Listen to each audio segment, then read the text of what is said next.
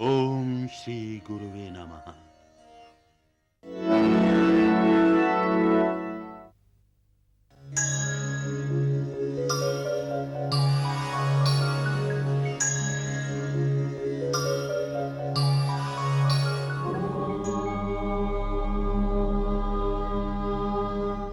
ओम ईवर्चस्वते, ओम ईशवस्वते। जीर्ण तन या हीन मन हो या मनस का फेर हो, पाप की दुविधा हो या फिर इस जगत का घेर हो।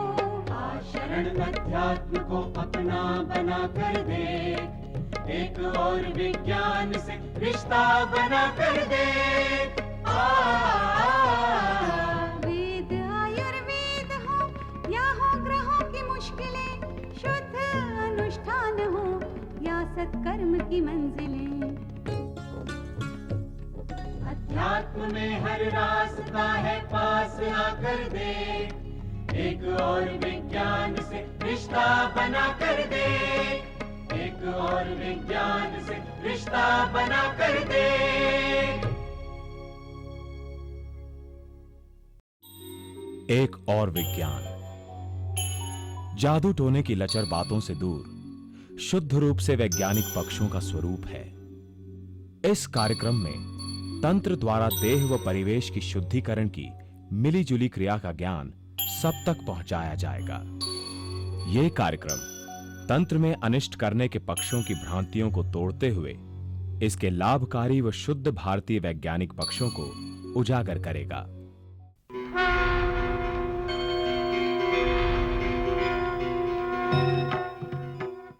जय भगवान, नमस्कार, जय माता दी। दोस्तों, एक और विज्ञान के देखने वाले अभी अच्छे साधक बन गए हैं। जैसे मैं आपको कह रहा था कि ईश्वर नाराज होता है अगर उसके बच्चों को कष्ट होता है, उसको भी कष्ट होता है। जैसे आपके माता पिता को आपके साथ जो प्यार करते हैं, आपको तकलीफ होती है तो उसको भी होती है। तो ईश्वर सबको प्यार करता है। तो कष्ट कभी कभी आपकी अज्ञानता के कारण होता है, क्योंकि आपके पास तर्क वितर्क इतने हैं कि आप अपने तर्कों से ही अपने मन को समझा लेते हो। अगर ऐसा ध्यान से होता तो ऐसा नहीं हो जाता। आपको करना नहीं है ना। और आप पूर्ण रूप से डॉक्टर भी हैं, पूर्ण रूप से संगीत वाले भी हैं, पूर्ण रूप से सब चीजें जानते हैं आप ना। आप अपने आप के साथ झूठ बोलना बंद करें, अपने आप से प्रेम करें, अपने अंतर में झांकें तो बात बन जाएगी। और तंत्र विज्ञान, मंत्र विज्ञान, स्पिरिचुअलिज्म बार बार कहता है, डंके की चोट पे कहता है कि आपको सब सुख भोगने हैं। सुख भोगना पाप नहीं है। आप सुख भोगेंगे तो ही आगे बढ़ेंगे। जब तक आप भोगेंगे नहीं, आप मुक्त नहीं हो पाएंगे। बात आप मोक्ष की करते हैं और मन आपका कहीं और अटका है। आपको लगता है कि मेरे दोस्त ने बढ़िया बंगलो बना लिया, मैं क्यों ना बनाऊं। बात नहीं बनेगी। वो सच में ही आप चाहते हैं बनाना, तो अपने आप से क्यों झूठ बोलते हैं ना। भगवान से क्यों झूठ बोलते हैं। चाहिए कहना, मुझे चाहिए, मुझे बनाना है। मैं उन लोगों का आवाहन करता हूं जो तरक्की करना चाहते हैं और उन पे प्राउड है मुझे, जो कहते हैं नहीं स्वामी जी हमें भी चाहिए, माउंट ब्लैंक का पेन से लिखेंगे, हम नहीं लिखेंगे। मैं अभी उससे लिखता हूं, मुझे अच्छा लगता है। मैं कहता हूं मैं खुद भी अच्छा रहूं, आप भी अच्छे रहूं। मैं त्याग की बात करता ही नहीं हूं। हाँ, त्याग वहां करो आप गरीब की मदद करो, आप किसी को दवाई दिलाओ, किसी बच्ची की शादी कराओ। और जिस दिन आप सोच लेंगे कि हमें तरक्की करना है, सब सुख भोगने हैं, कोई गरीब रहेगा ही नहीं धरती पे। भगवान ने किसी को गरीब रहने के लिए पैदा नहीं किया, किसी को मुताज रहने के लिए पैदा नहीं किया। पर भगवान को पता नहीं चलता कि आपको चाहिए क्या। बाहर से आप कहते हैं हमें कुछ नहीं चाहिए, बस आपका आशीर्वाद चाहिए। मैं पूछता हूँ आओ भैया क्या चाहिए, बोले आपका आशीर्वाद चाहिए। पर जब बात होती है 3-4 महीने निकल जाते हैं, फिर कहते हैं स्वामी जी ऐसा ना एक स्टोर जहाँ खोला था, मैं सोच रहा हूँ दूसरा बेटे को भी खोल दूँ। पहले दिन से कह देते, अभी तक कोई ना कोई प्लानिंग बन जाती, बात हो जाती। हाँ, लालच नहीं करना और इन सुखों की चकाचौंध में इतने गुम मत हो जाना कि अपने मूल को भूल जाओ।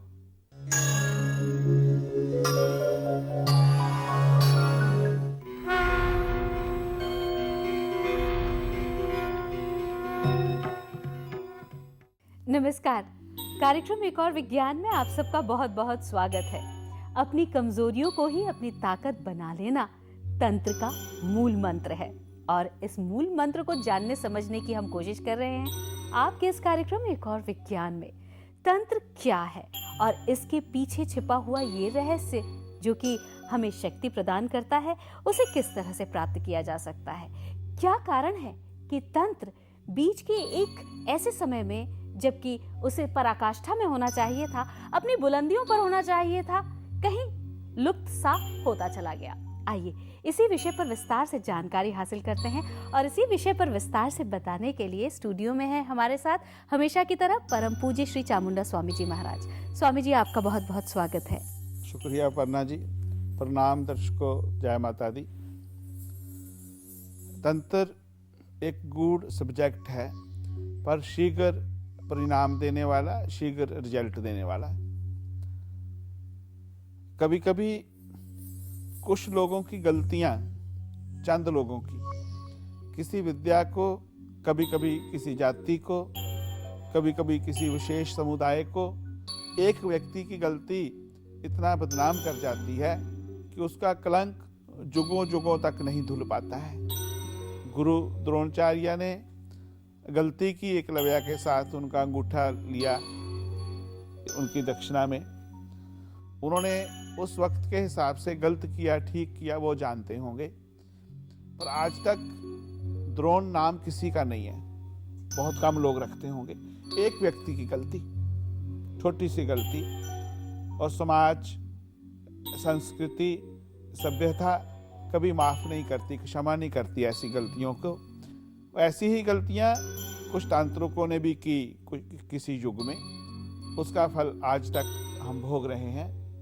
और इतनी अच्छी विद्या, गूढ़ विद्या, चमत्कारी विद्या लुप्त सी हो गई। इसी चर्चा को आगे बढ़ाते हैं और कैसे इस विद्या से लाभ ले पाएं अपर्णा जी के साथ। स्वामी जी, जैसे कि आप बता रहे हैं कि ये इतनी बेहतरीन एक विद्या जिससे अतिशीघ्र जो है व्यक्ति को आराम मिल सकता है, वो अपने डेस्टिनेशन तक पहुंच सकता है, तंत्र के माध्यम से आध्यात्म तक जा सकता है। इस विद्या क्या कारण था कि ये विद्या जो है बीच में ऐसे लुप्त हो गई और ये कुछ ही लोगों तक सिमट कर रह गई? इसके पीछे का इतिहास क्या कहता है? कभी कभी आपकी जो शक्ति है, अगर आपकी शक्ति आपके अधीन है तो आपकी शक्ति है। आप शक्ति के अधीन हो गए तो आपकी वो शक्ति नहीं रहेगी। जैसे कुछ लोग मदिरा पान शुरू करते हैं 1 पैग से, 2 पैग से, कभी कभी तो वो भी कहते हैं कि हमें डॉक्टर ने कहा ले लें, कोलेस्ट्रॉल है, रेड वाइन तो ले सकते हैं, कोई बात नहीं स्वामी जी, इसमें तो नॉन वेज या वेज कुछ नहीं होता है, सेम थिंग। वो धीरे धीरे ठीक है, डॉक्टर ने कहा है ले लीजिए, कोई बात नहीं। पर ध्यान मार्ग के व्यक्ति के लिए मदिरा पान बहुत बड़ा पाप है। जो व्यक्ति मेडिटेशन करना चाहते हैं, प्राणायाम करना चाहते हैं, ध्यान के द्वारा आगे बढ़ना चाहते हैं, उनके लिए मदिरा पान समझो एक कीचड़ की तरह है। वो कभी भी आगे नहीं बढ़ पाएंगे, कभी भी अपनी मंजिल की ओर नहीं पहुंच पाएंगे, पहुंचेंगे तो बहुत धीमे धीमे। इसी तरह जब कोई शक्ति आपकी कमजोरी बन जाए, आपने किसी को ड्राइवर रखा है, तो जहां आप कहते हैं वो ले जा रहा है तो आपका ड्राइवर है, ठीक ठाक बात है। आपको ड्राइवर के मुताबिक चलना पड़े कि इधर जाऊंगा, तो आपकी कमजोरी होगी। तो ऐसा एक युग आया कि तांत्रिक लोग भटक गए। देखिए, बात करनी आसान है, काम के ऊपर काबू रखो, पर उस बात के ऊपर अमल करना उतना ही मुश्किल है। इसीलिए जो तंत्र है वो ब्रह्मचर्या की बात नहीं करता। तंत्र जानता है कि बहुत मुश्किल कार्य है जी, ऐसा मुश्किल कार्य है बारूद को आग के पास रखना, कभी भी विस्फोट हो सकता है। और समाज ने जो नैतिकता के बंधन लगाए, अगर आप उस नैतिकता को क्रॉस करते हैं तो आपका राइट नहीं है कोई भी ना, आप पशु हो। फिर सामाजिक दायित्वों का पालन करना, समाज में रह करके समाज के बारे में सोचना, समाज की तरह रहना भी तो बहुत बड़ी ड्यूटी है। आप अपनी शक्ति को रूपांतरण करें। आप देखिए जैसे बॉम्बे में अटैक हुआ टेररिस्ट का, अगर वही टेररिस्ट कोई और दिमाग से बात करते, बड़ी बात करते, तो अच्छी शक्ति में भी जा सकते थे वो लोग। ब्रेन है ना, पर उन्होंने भी एक बुरे तंत्र का रूप ले लिया। दोस्तों, कोई भी शक्ति जब बुरे का रूप धारण करती है तो व्यक्ति बुरा हो जाता है। विद्या बुरी नहीं हुई, विद्या का उपयोग कैसे करना है वो बुरा हो गया। काफी हजार साल पहले तंत्र अपनी चरम सीमा पर था। तंत्र के द्वारा सभी कार्य सिद्ध किए जा रहे थे। तंत्र अनाज प्रकट करने में विशेषज्ञ था, क्योंकि तंत्र क्या करता है दोस्तों कि आप जो प्लानिंग बना रहे हैं वो प्लानिंग बढ़िया ढंग से सक्सेस हो जाए, तंत्र कर सकता है। प्लानिंग अच्छी है या बुरी है वो आप जाने, कैसी प्लानिंग आपको बनाना है ना, पर तंत्र उस प्लानिंग को सक्सेस करने में आपकी बहुत हेल्प करता है, बहुत मदद करता है। आपकी क्वालिटीज को प्योरीफाई करने में बहुत मदद करता है। तो तब ऐसा था कि जो तांत्रिक लोग थे वो अपनी काम की शक्ति को बहुत बढ़ा रहे थे, बहुत अच्छे ढंग से चल रहे थे। तो एक युग ऐसा आया कि नीले वस्त्र पहन करके एक ही वस्त्र में, जैसे एक ही वस्त्र हो तो उसके आदमी और औरत एक ही वस्त्र पहनते थे दोनों और इकट्ठे चलते थे, पर उनकी बहुत ही इज्जत होती थी, उनके प्रति व्यक्तियों की श्रद्धा होती थी।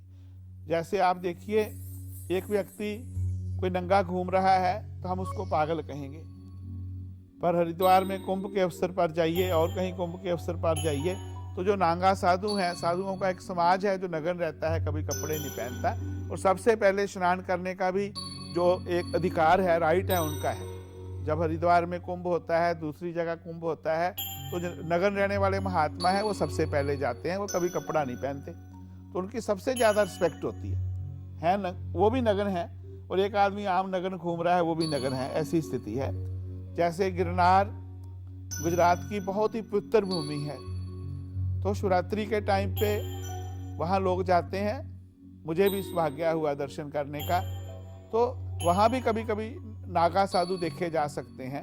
और कभी कभी ऐसे महात्माओं के दर्शन होते हैं वहाँ पे 200 साल के, 300 साल के, जो गुजराती भाई वहाँ जाते हैं वो जानते हैं इस बात को। और एक और ज्ञान दोस्तों, सच में आपको अनुभव की बातें बताता है।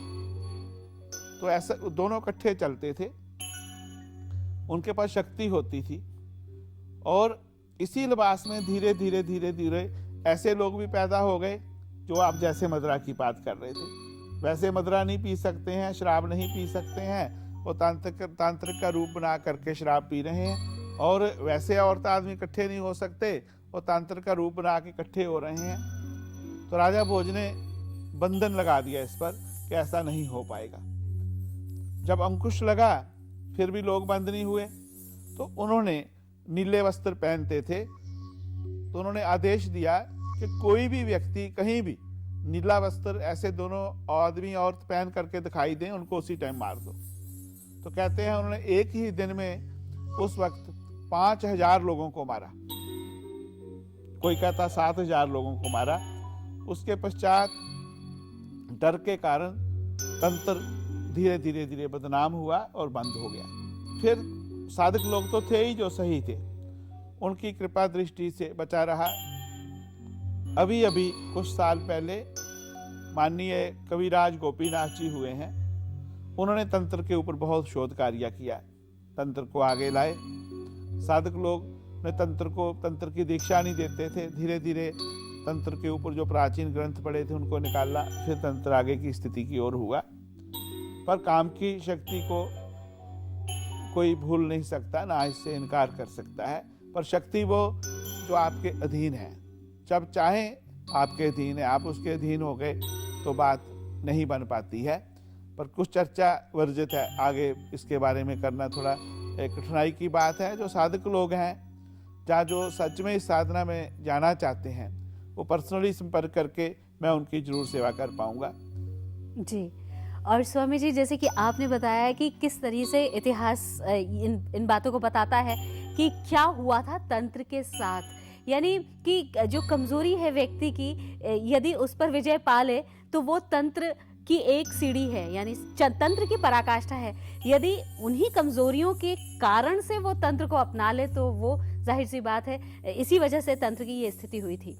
यदि हम तंत्र की बात करते हैं, अपने पिछले अंक में हमने बात करी थी, आपने हमें बताया था कि वशीकरण किस किस रूप में काम आ सकता है, व्यक्ति को कितना लाभ पहुंचा सकता है। हमारे पास बहुत सारे मेल्स आते हैं हमारे दर्शकों के, जो कि इस प्रोग्राम एक और विज्ञान को बड़े चाव से देखते हैं। और एक मेल आया है, एक माँ ने अपने बेटे के लिए जानना चाहा है कि बेटा जो है वो पढ़ाई में ध्यान नहीं देता है, पहले अच्छा था पढ़ने में, अब पढ़ाई में ध्यान नहीं देता है, उसका मन इधर उधर बहुत भटकता है, जवाब बहुत देने लगा है, घर से बार बार भाग जाता है। ऐसी स्थिति में क्या तंत्र उसकी कुछ मदद कर सकता है, और इसे स्वामी जी तंत्र की किस श्रेणी में रखा जा सकता है? तंत्र की दूसरी श्रेणी आती है आकर्षण तंत्र। मोहन तंत्र भी बोलते हैं इसको, आकर्षण तंत्र भी बोलते हैं, किसी को अट्रैक्ट करना। कोई व्यक्ति बुरी संगत में चला जाए तो उसको वापस लाने के लिए जो प्रयोग किए जाते हैं वो आकर्षण तंत्र की श्रेणी में आते हैं। कोई परिवार से आदमी रूठ के बैठ गया, गलत जगह बैठ गया, तो उसका आकर्षण कैसे बढ़ाया जाए, वो आए घर की ओर चला आए, वो आकर्षण तंत्र में आता है।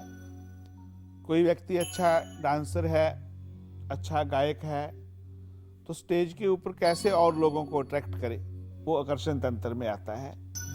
कोई व्यक्ति बहुत अच्छा प्रदर्शन करता है अपनी गेम्स का, अपने खेल का, उसके प्रदर्शन में आकर्षण और कैसे आगे बढ़े, वो आकर्षण तंत्र में आता है। आपने अच्छा स्टोर खोला कोई, उसका काम कैसे चले, उसमें और कैसे आकर्षण लाया जाए, आकर्षण तंत्र में आता है। आप अपने बिजनेस के और कैसे चार चांद लगाएं, वो आकर्षण तंत्र में आता है। ये इसके पॉजिटिव स्वरूप हैं। पर आपकी पत्नी रूठ के चली गई आपसे, आपने कोई गलती की, तो उसको कैसे, आप झुकना नहीं चाहते, फिर लाना भी चाहते हैं, तो कैसे आपकी याद दिलाई जाए, कैसे आकर्षण बढ़ाया जाए, वो आकर्षण तंत्र में आता है। कोई ड्रग के चक्कर में बुरी संगत में चला गया, कोई व्यक्ति ऐसी संगत में चला गया जहाँ पे हम अच्छा नहीं मानते, इवन जहाँ तक भी हमने प्रयोग किए कि जो बच्चे लोग, आजकल का एक ट्रेंड चल पड़ा, गे लोगों के साथ चले गए बच्चे, या कोई दूसरे श्रेणी में चले गए, तो उनको भी कैसे वापस लाना, उसमें आकर्षण तंत्र का प्रयोग किया जाता है। कभी एक बच्चा बिल्कुल जिद करके बैठ गया कि उसको यही कार्य करना, हमें लगता है वो गलत है, तो उसको वहाँ से वापस लाना आकर्षण तंत्र है। पर ये इसके पॉजिटिव स्वरूप हैं। जैसे जो बच्चा नहीं पढ़ रहा, बच्चे का स्टडी में ध्यान नहीं है, तो उसको स्टडी की ओर कैसे अट्रैक्ट करें, उसको स्टडी की ओर कैसे आकर्षित करें, इसमें आकर्षण तंत्र काम करेगा। और इसका गलत प्रयोग है कि वैसे किसी को आकर्षित करना, चाहे आपको कोई शरीर का लालच है, चाहे किसी प्रॉपर्टी का लालच है, चाहे किसी धन का लालच है, तो उसको आकर्षित करना वो पाप माना जाएगा। और दोस्तों, सच्चाई का आकर्षण अपने आप होता है, ईमानदारी का आकर्षण अपने आप होता है, और उसमें और आकर्षण तंत्र का सहारा लेते हैं तो मल्टीप्लाई हो जाता है। तंत्र सही में आपको बहुत कुछ देता है। जैसे जो आप तिलक लगाते हैं, सिंदूर लगाते हैं, ये आपके आकर्षण की शक्ति को बढ़ाते हैं। गोरोचन और केसर मिला करके आप तिलक करें तो ये आपके आकर्षण शक्ति को बढ़ाएगा। आप अपने स्टोर में बुद्धा रखें, गणपति जी की मूर्ति रखें, और साथ में स्वर्ण भैरव यंत्र होता है, उसकी स्थापना करें, तो उससे भी आपका आकर्षण बढ़ेगा दुकान का, स्टोर का। कभी कभी आपकी कोई चीज चोरी हो गई, कोई ले गया, तो उसको भी आकर्षित करने में आता है, आकर्षण तंत्र के अंतर में आता है। तो आकर्षण तंत्र दोस्तों बहुत आपके काम का है। स्वामी जी, गोरोचन और केसर की बात करी कि व्यक्ति विशेष के आकर्षण को बढ़ा देता है, तो ये गोरोचन क्या होता है और इसका सेवन कब किया जा सकता है? जैसे कि जो आपने युक्तियां बताई, क्या इसको किसी भी दिन इसकी शुरुआत की जा सकती है या कोई दिन विशेष होता है इसके लिए? गोरोचन दोस्तों, जो नील गाय होती है, जंगली गाय होती है, तो उसके माथे पे पाया जाता है। जब उसकी डेथ हो जाती है तब उसके मस्तक से निकालते हैं। वो बहुत सी औषधियों के भी काम आता है, उसकी बहुत सी दवाइयाँ भी बनती हैं और वशीकरण के काम भी आता है, आकर्षण के काम भी आता है। तो आपको कहीं इंटरव्यू में जाना है, कहीं आपको किसी विशेष कार्य में जाना है, तो आप गोरोचन और केसर को मिला के कुछ कर सकते हैं। और अष्टगंध होती है, अष्टगंध से यंत्र लिखे जाते हैं, अष्टगंध से पूजा होती है, उसमें भी गोरोचन काम में आता है। और ज़्यादा बढ़ाना है तो आपको गोरोचन, केसर, कपूर को मिक्स किया जाता है। और ज़्यादा बढ़ाना है और बहुत सी चीज़ें हैं, बस आपको कहा ना, लिमिट है तंत्र में आगे बात करने की, बस वक्त इजाज़त नहीं दे रहा। नेक्स्ट फिर हाजिर होते हैं। अपर्णा जी इजाज़त लेते हैं सबसे।